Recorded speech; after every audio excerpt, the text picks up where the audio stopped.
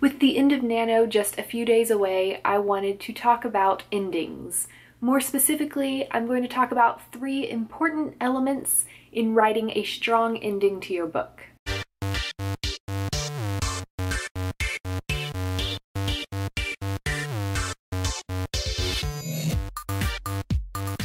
Obviously, by the end of your book, you need to wrap up your plot and resolve your conflicts. And I can't really help you with those things because I don't know the plot of your book. But these 3 elements of a strong ending are really more related to your character's arc and growth, and I think can really apply to any kind of book. The first thing your ending and characters should have is something learned. This isn't necessarily that big bombshell of information that you dropped on your characters and your readers right before the climax.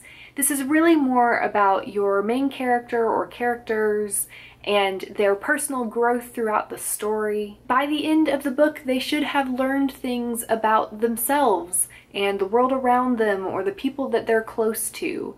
And we should see them acting on those things they have learned in the final scenes of your book.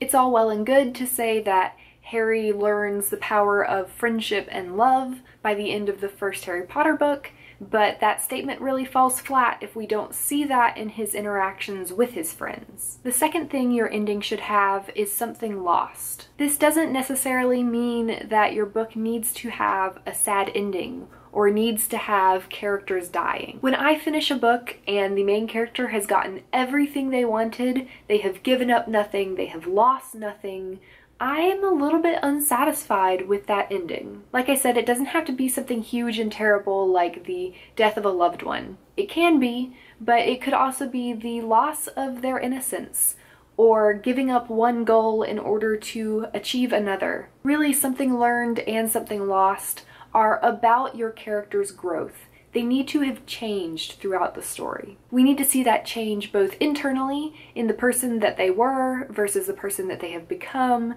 and the way that they think about the world, and also externally in the way they interact with the world and the people around them. The third element of a strong ending is something to hope for. You know, some people will only read books with happily ever afters, and some people love books that are sad and make them cry.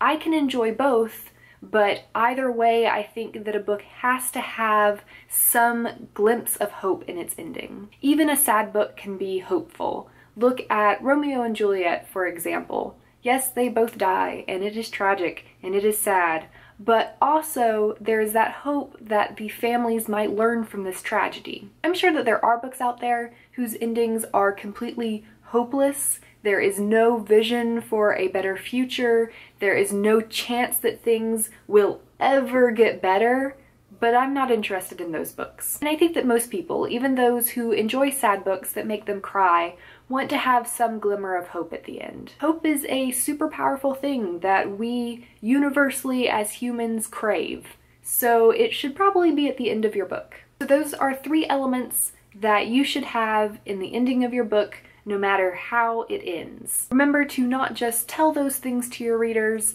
but to show them in the things that your characters say and do. Good luck with the end of Nano, nerds. I hope it is going well for you. Even if you are really far behind and have no hope of finishing, you have still written words this month, and that is amazing. We will see you guys this Sunday at 7:30 p.m. Eastern Time. We will be doing our last book club of the year, which is The Hate U Give by Angie Thomas.